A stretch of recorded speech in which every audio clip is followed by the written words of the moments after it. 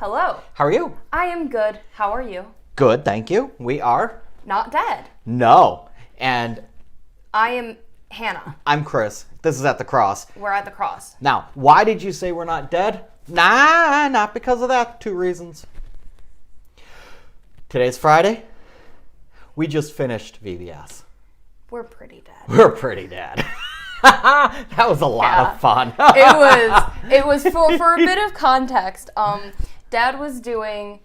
Chris was doing opening and closing. So very high energy. And then I was doing storytelling. So with an much amazing fun. set. Oh my goodness. Listen, we're gonna forget this. We're just gonna talk about our set designer for a second here. She goes all out, and it's incredible.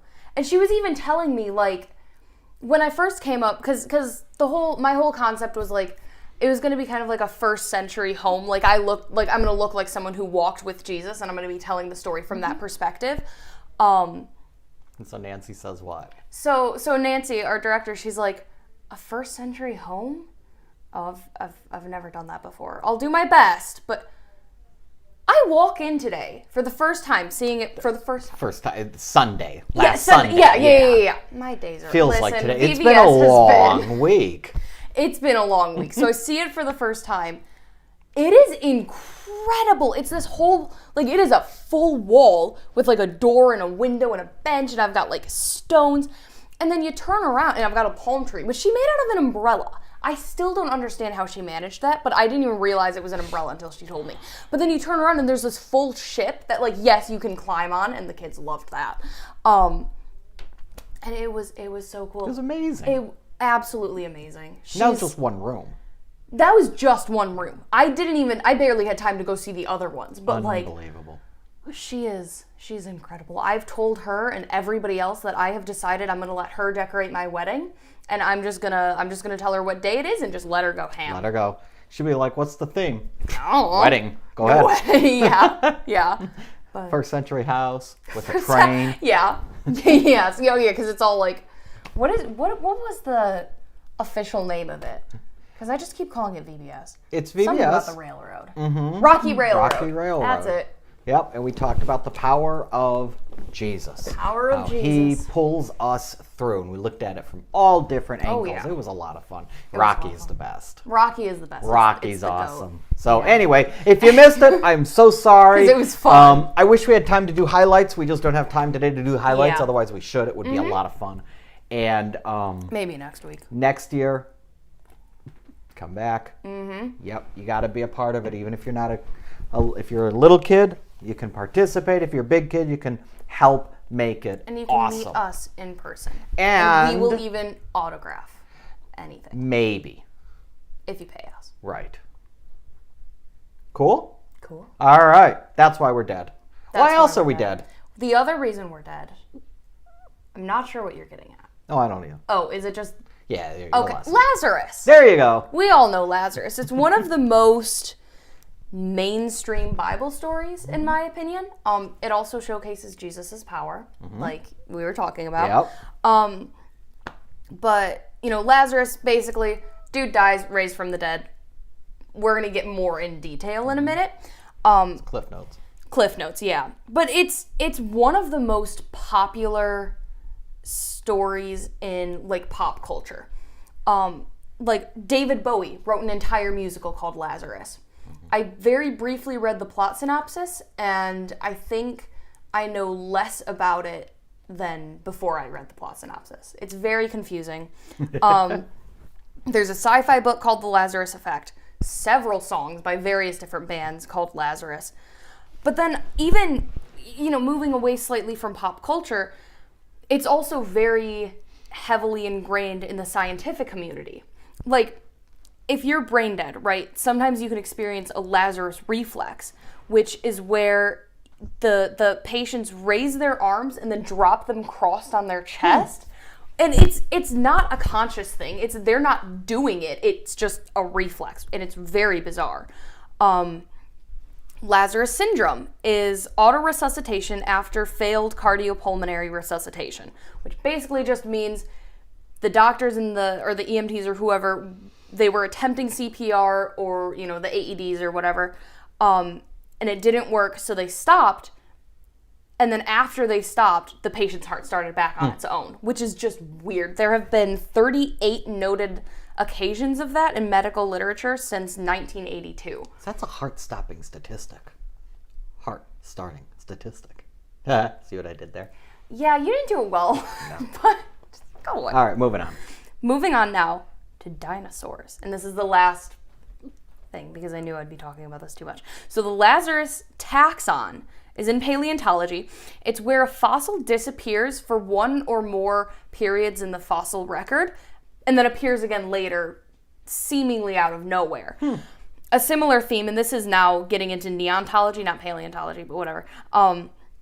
The Lazarus species is a name applied to organisms who were found alive after being supposedly extinct for years with no appearance in the fossil record. There were one species of chinchilla has been confirmed to be a case of the Lazarus species, and then they're pretty sure there's another one, and we just haven't found it yet. Interesting. So based on all of that, we can kind of piece the story together a bit more. Lazarus was dead, seemingly dead for a while, like in the Lazarus taxon, where, you know, they disappear for a while and then they come back. So we are going to check the Bible, because that's a very easy way to figure out what happens in the Bible. Just, you know, my thoughts.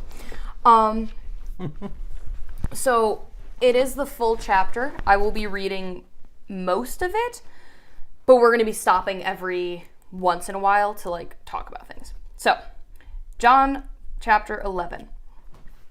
Now a certain man was ill, Lazarus of Bethany, the village of Mary and her sister Martha. It was Martha who anointed the Lord with ointment and wiped his feet with her hair, whose brother Lazarus was ill. So really quick, Mary and Martha, they're the ones we talked about at some point in the Ten Commandments.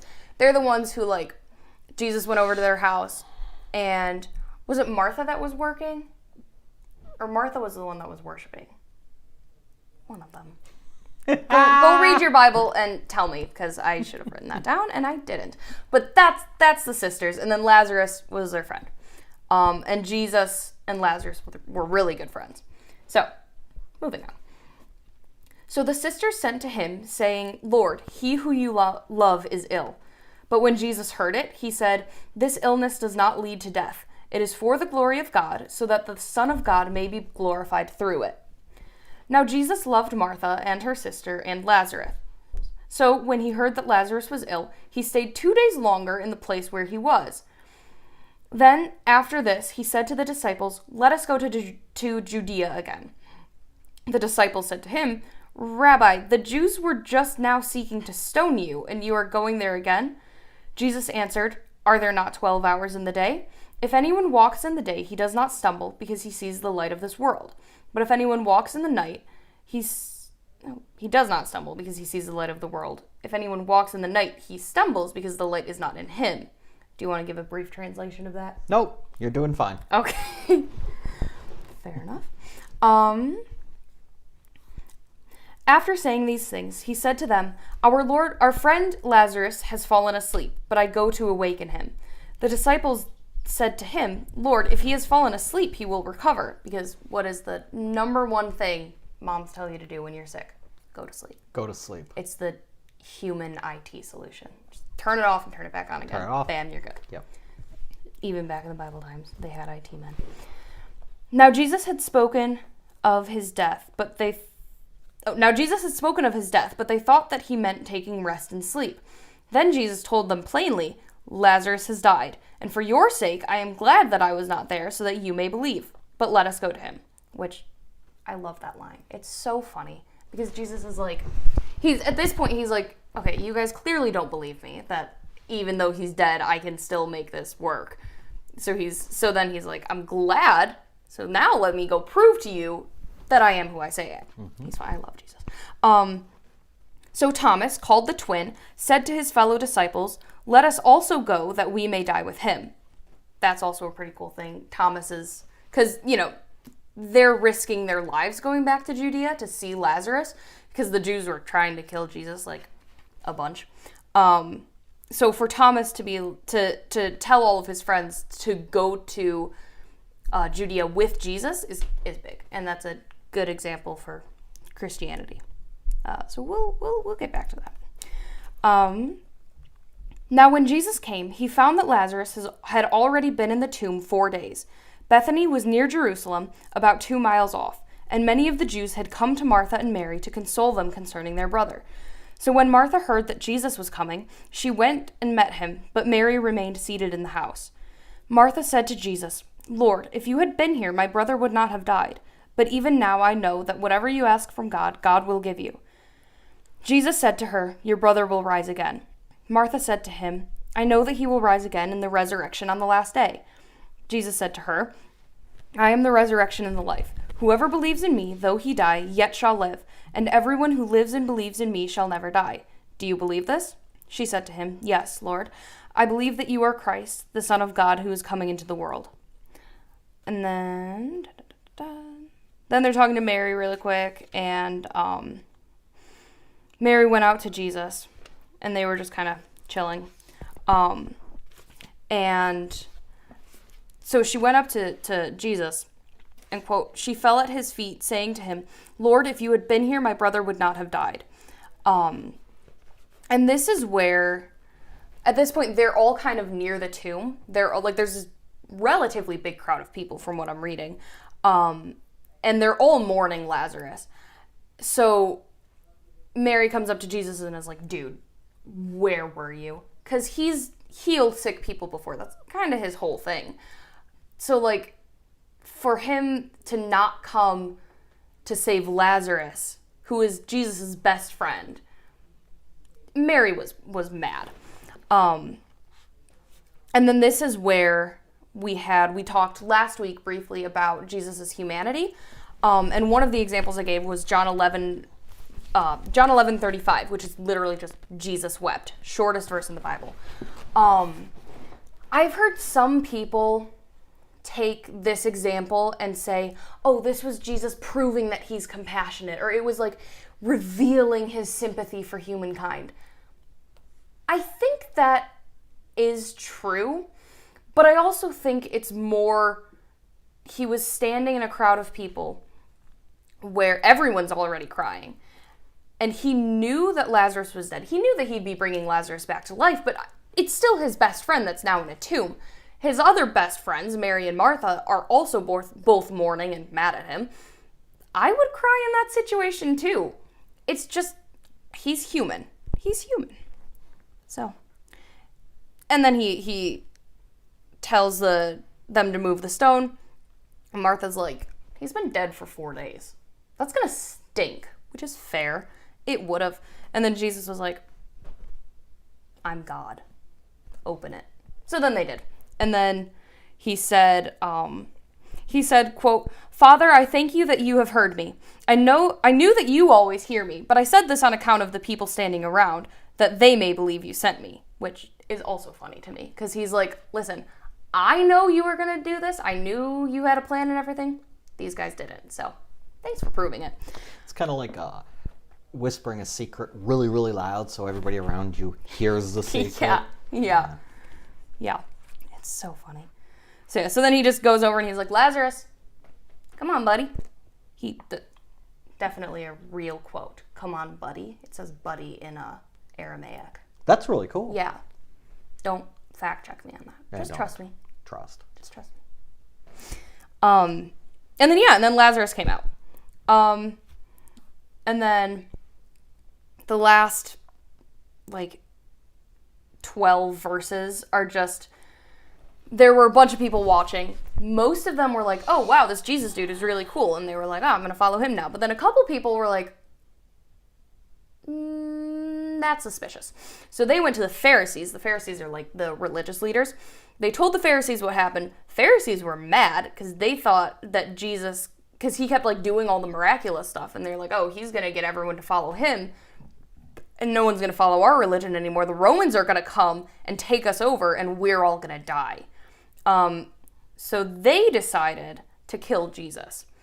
And I didn't realize this until figuring out this outline, the next chapter in John is Palm Sunday. Like, it jumps from Lazarus' resurrection to Jesus' resurrection, which is wild. So that is the story of Lazarus. So what does it mean? That is a very good question. Who cares? That is what I have written in my notes. And it just says, who cares? Wow. So.